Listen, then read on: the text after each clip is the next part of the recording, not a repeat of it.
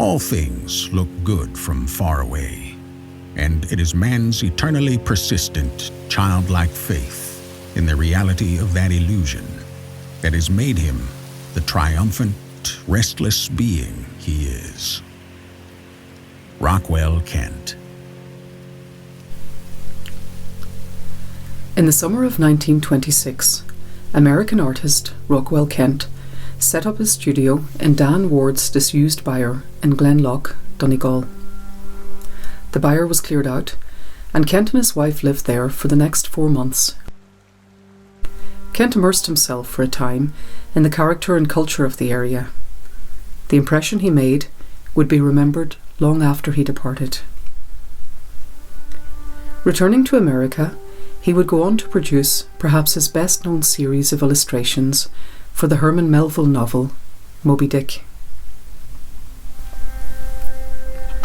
Kent was neither the first nor the last to look for inspiration on the furthest flung edge of this island.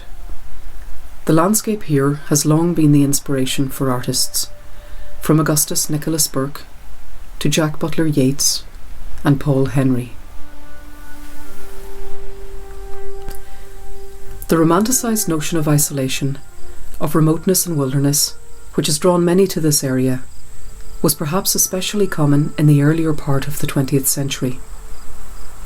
The newly established Irish Republic seemed to yearn to discover something of its own identity in the landscape of the West.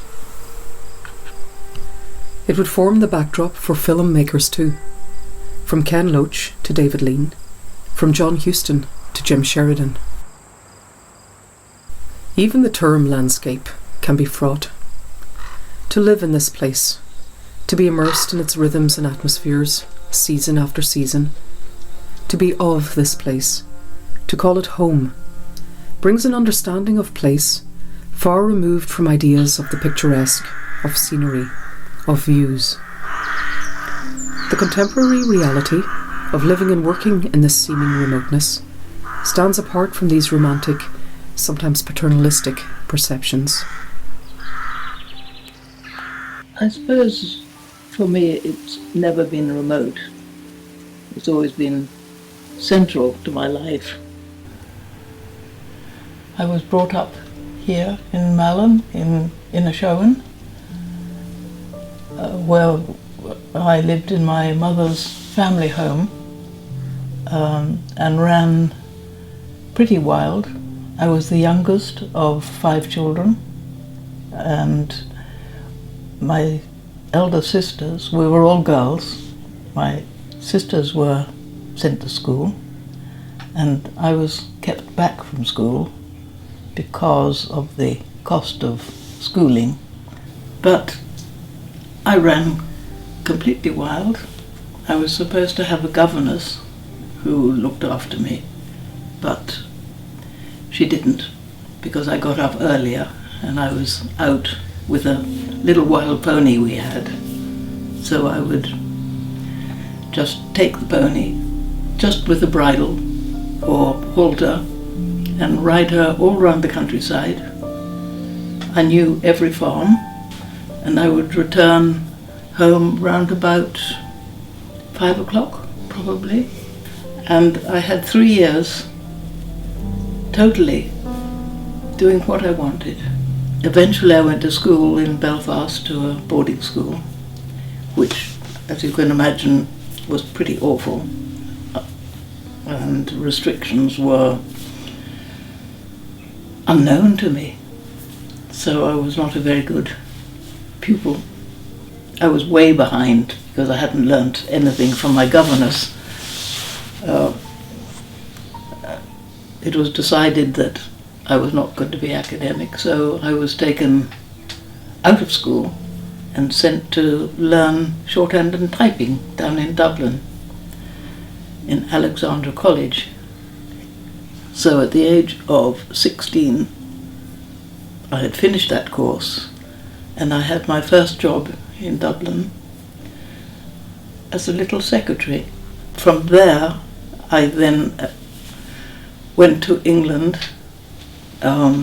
with one of my older sisters, met my husband there, We went out to Australia with 2 small children, and things didn't turn out very well in Australia. So 2 years later, I returned home on my own with 2 little girls and decided I had to make a living. I'm Tim Stanton, and I was born in the UK, but I've lived a lot of my young life in Canada. And my father was harbour master of St John's. When I had finished school, I then moved from Newfoundland to Halifax and was lucky enough to join a commercial lithographic print shop. I then moved and worked for a couple of years in the Federal Forestry Department, and eventually wound up working in civil engineering. Thanks to that, I was able to save enough money to be able to afford to have a go at going to art school.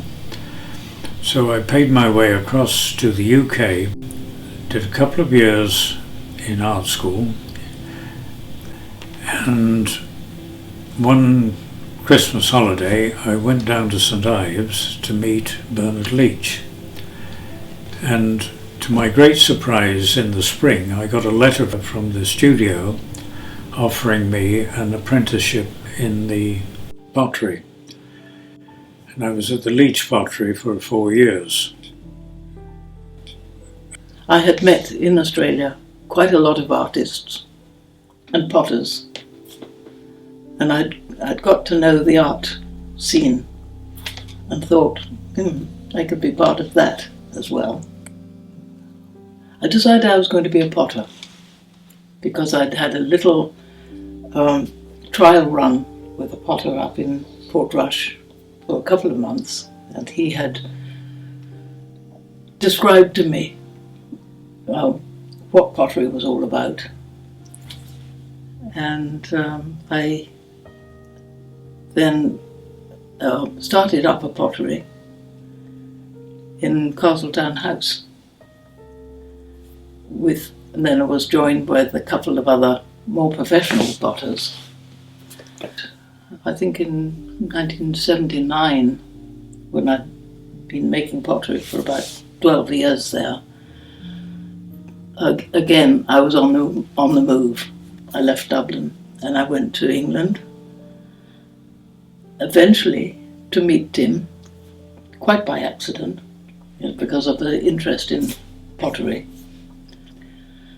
It was quite tough in those days making pots, so my roots started to gnaw at me. And I one day said to Tim, well, what would you think about moving to Ireland? And Tim was always game for anything. So he said, well, let's go and have a look.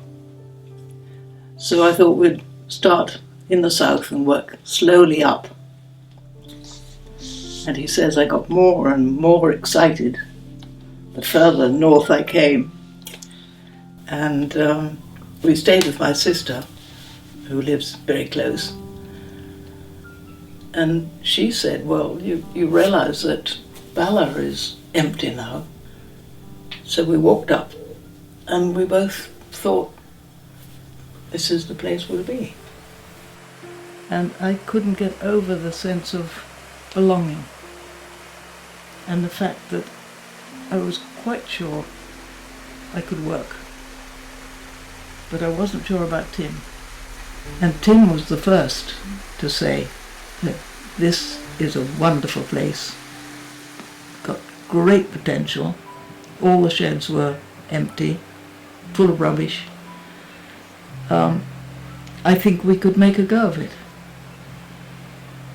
We didn't think of location, setting up a business, whether we were going to make a lot of money. We just felt we had to do our work And if our work was good enough, hopefully people would buy it.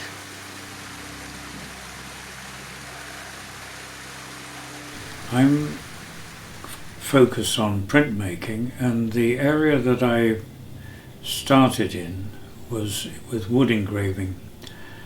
For a period of time I had to take various odd jobs to keep myself going, and one of the things that I could carry about with me and work over a period of time were wood engravings on very small pieces of wood. When we came to work here at Bala, I decided to concentrate on the folk tales and myths and legends of Ireland.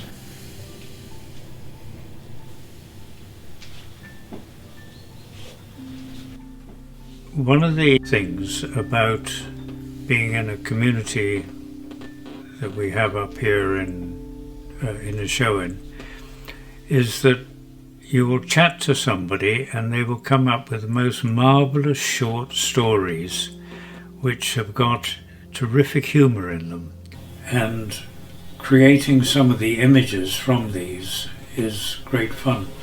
I'm fortunate enough to have the print shop in which I can work with etchings, lithography, wood engraving, and basically I've got a playroom that I can utilise all these hands-on methods.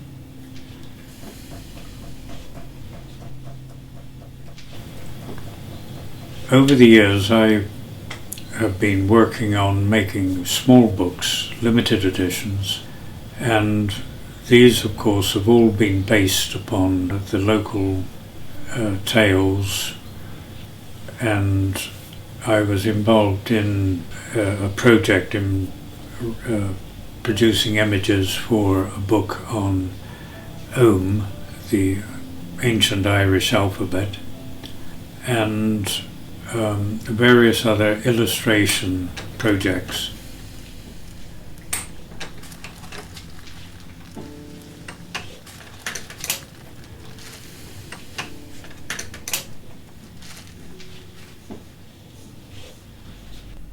Since locating here in the late 1980s, their vision would see the once dilapidated outbuildings converted into a print workshop, studios and a gallery.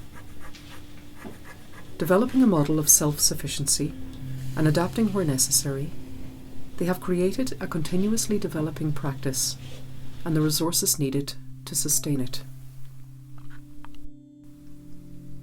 Having set aside their work in ceramics, each now continue their work in fields which, while different, maintain an intimate connection with materials and process. Choosing to forgo the perceived benefit of working in a more urban location, being cut off in some respects from the amenities that life in a larger community might offer, these artists have chosen to relocate to this, perhaps unlikely, locale.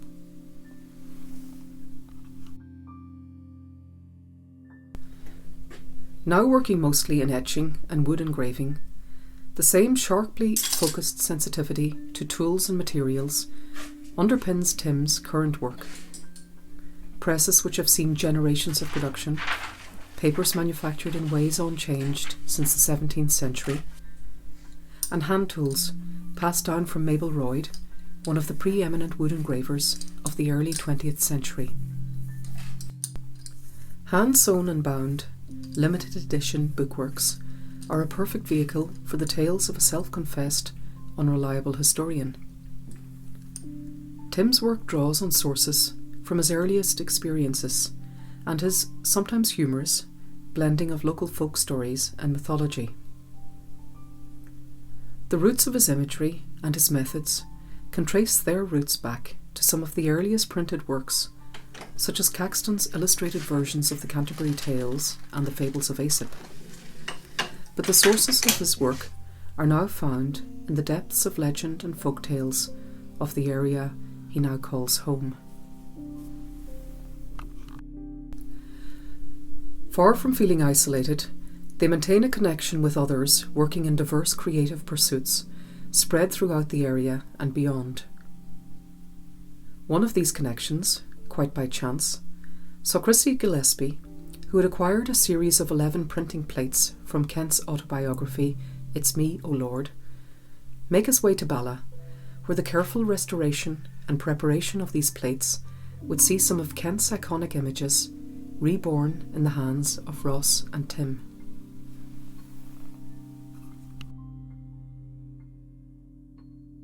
I know I need my own space. I do need solitude. I'm good at working on my own. I'm very bad working with anybody else. I can be very gregarious with friends, but then I need to, it's like recouping, gathering all your thoughts together. And then hopefully something comes out of it. It's the feeling that gathers inside your head. Even with one or two little photographs, I can recall what interested me. Commission work was more or less, I would have said 60% of our income. And luckily, I don't mind commission work. The other work I did was probably for gallery work, for exhibitions, and I would choose a theme and work on that theme.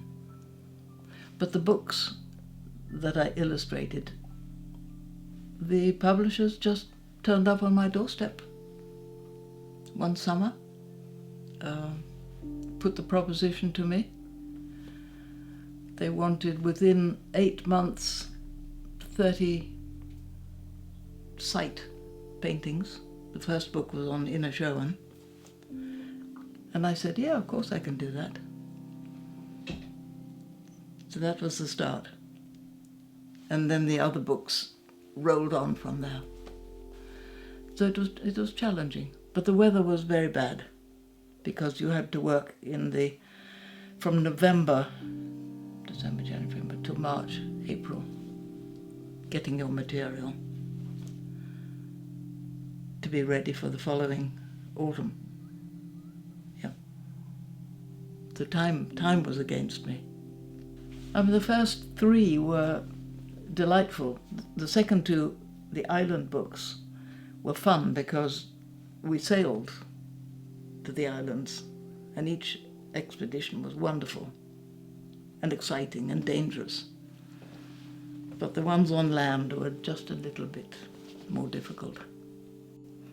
I think the last Donegal's wild Atlantic coast took an awful lot out of me.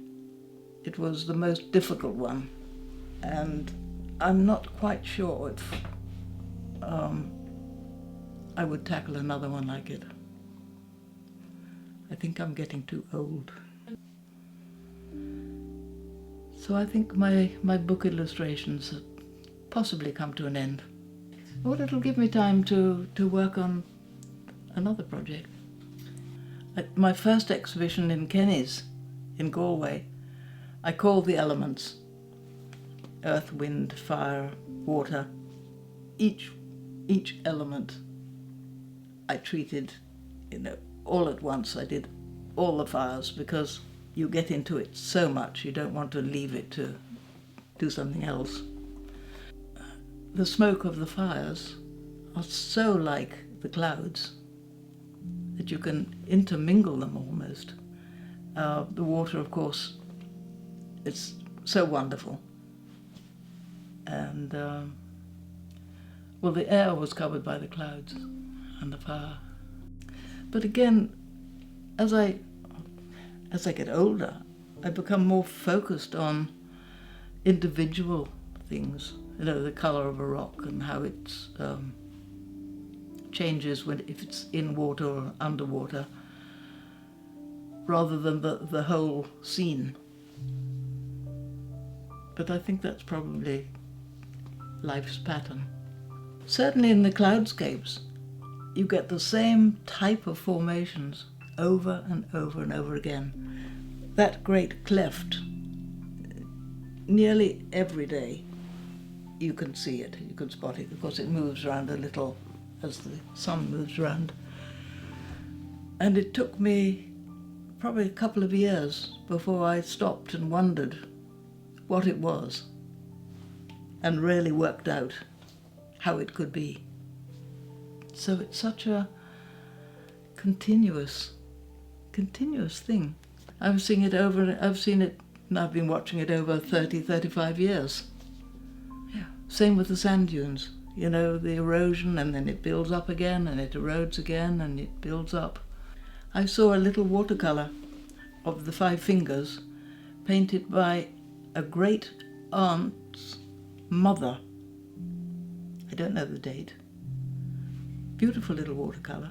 And I could recognise every formation, every rock. It is still the same.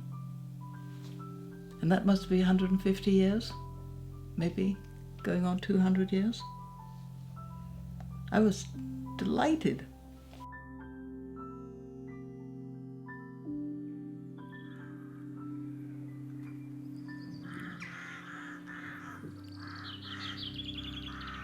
The two birds sang as they swam. All who heard them fell asleep, entranced.